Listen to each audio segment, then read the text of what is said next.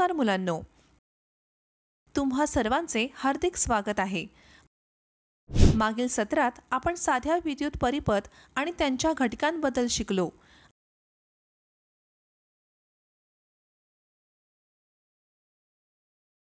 आमच्या मागील सर्व उपक्रमामध्ये आपण सर्किट परिपथ बनवण्यासाठी धातूच्या तारांचा वापर केला आहे। आता समजा आपण सर्किट बनवण्यासाठी धातूच्या तारेऐवजी कापसाचा धागा वापरला। अशा सर्किटमध्ये बल्ब प्रकाशित होईल असे तुम्हाला वाटते का? विद्युत सर्किटमधून विद्युत प्रवाह जाण्यासाठी कोणते पदार्थ वापरले जाऊ शकतात?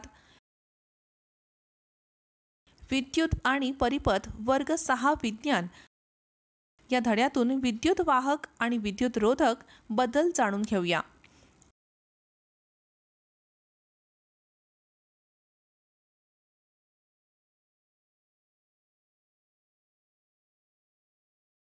अध्ययन निष्पत्ती या सत्राच्या शेवटी तुम्हाला हे समजेल। विद्युत वाहक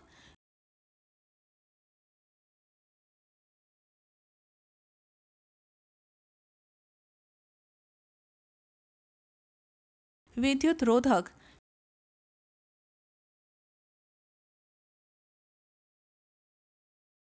दिव्याची कहाणी महत्त्वाचे शब्द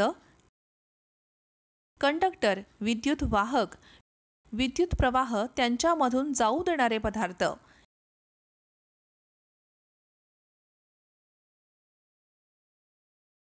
इन्सुलेटर विद्युत रोधक विद्युत प्रवाह त्यांच्यामधून जाऊ देत नाहीत असे पदार्थ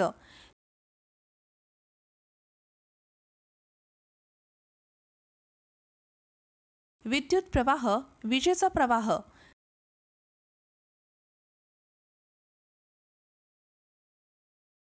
सर्किट विद्युत परिपथ विद्युत प्रवाहासाठी एक पूर्ण आणि अखंड मार्ग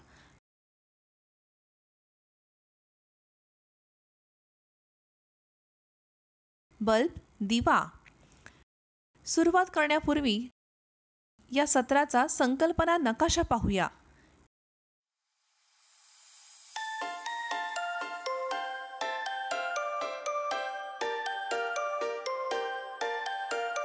एक कृती करून विद्युत वाहक आणि विद्युत रोधक पदार्थाबद्दल जाणून घेऊया।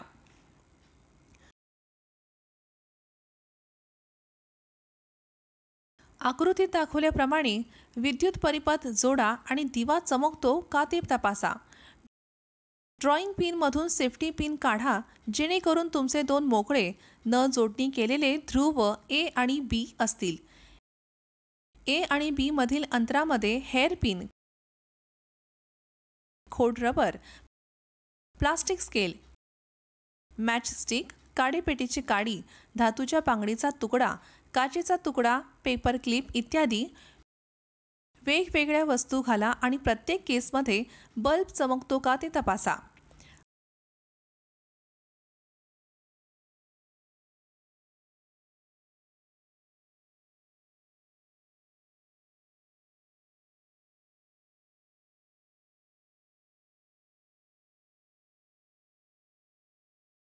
आपल्याला असे आढळते की काही प्रकरणामध्ये दिवा चमकतो आणि काही प्रकरणामध्ये चमकत नाही। याचा अर्थ असा की काही पदार्थ त्यांच्यामधून विद्युत प्रवाह जाऊ देत नाहीत।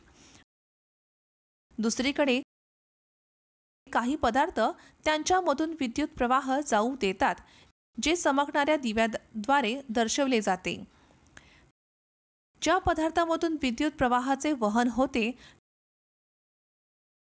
त्यांना विद्युत वाहक म्हणतात। ज्या पदार्थामधून विद्युत प्रवाहाचे वहन होत नाही त्यांना विद्युत रोधक म्हणतात। निरीक्षणावरून आपण असे म्हणू शकतो की हेअर पिन धातूच्या बांगड्यांचे तुकडे आणि कागदासाठीचे चिमटे हे विद्युत वाहक आहेत।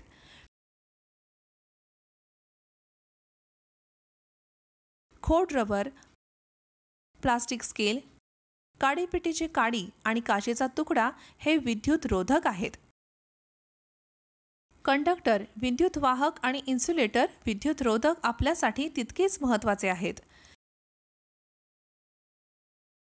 स्विच म्हणजेच खटका, इलेक्ट्रिक प्लग आणि सॉकेट्स कंडक्टरपासून बनलेले असतात.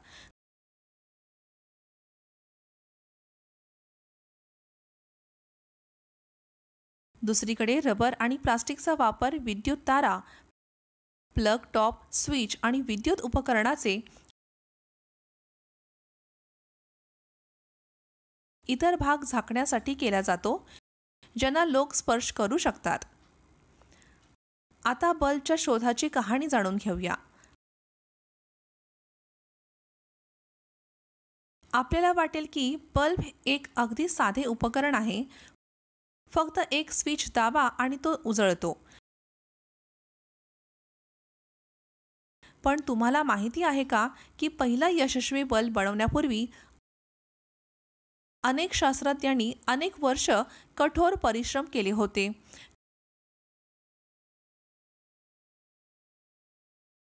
त्यापैकी एक थॉमस अल्वा एडिसन होते,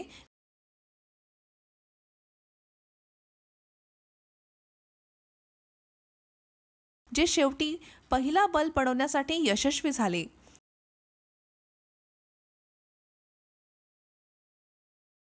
एडिसनने काम करणारा बल्ब बनवण्यासाठी अनेक वर्ष कठोर परिश्रम केले.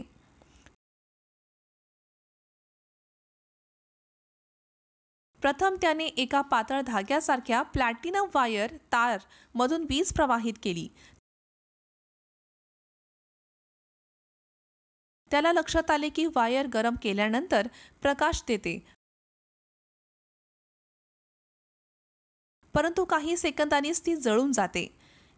एडिसनने मग विचार केला की जर तारेच्या वेटोळ्या भोवतीची हवा काढून टाकली तर कदाचित तार इतक्या लवकर जळून जाणार नाही.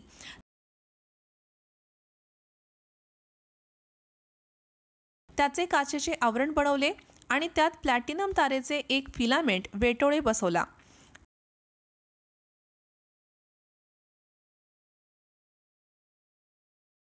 त्याने नंतर काचेच्या आवरणातील सर्व हवा काढून टाकली. त्याने तारेमधून विद्युत प्रवाह प्रसारित केला आणि त्याच्या आनंदासाठी बल्ब प्रकाशित झाला आणि पूर्ण 8 मिनिटे चमकत राहिला. या कामगिरीमुळे त्याला आनंद झाला आणि त्याने फिलामेंटचा चांगला पर्याय शोधत वेगवेगळ्या साहित्यांवर प्रयोग करण्यास सुरुवात केली.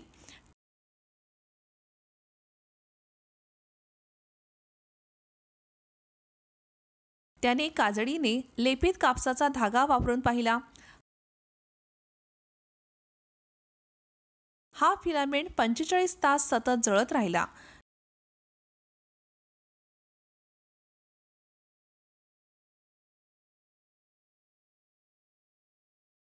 नंतर त्याने बांबूचा वापर फिलामेंट म्हणून केला, जो अनेक दिवस सतत जळत राहिला.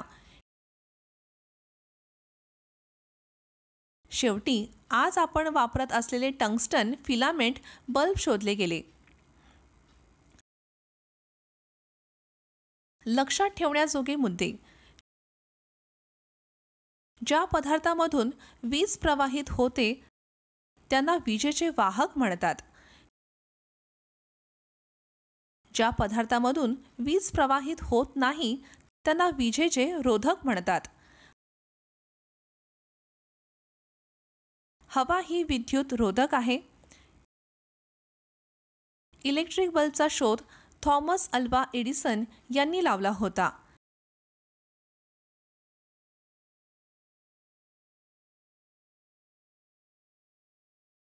आजकाल आपण वापरत असलेल्या बल्बमध्ये टंगस्टनचा वापर फिलामेंट म्हणून केला जातो. पाहिल्याबद्दल धन्यवाद. आश्रय आकृतीशी संपर्कात रहा अधिक व्हिडिओसाठी.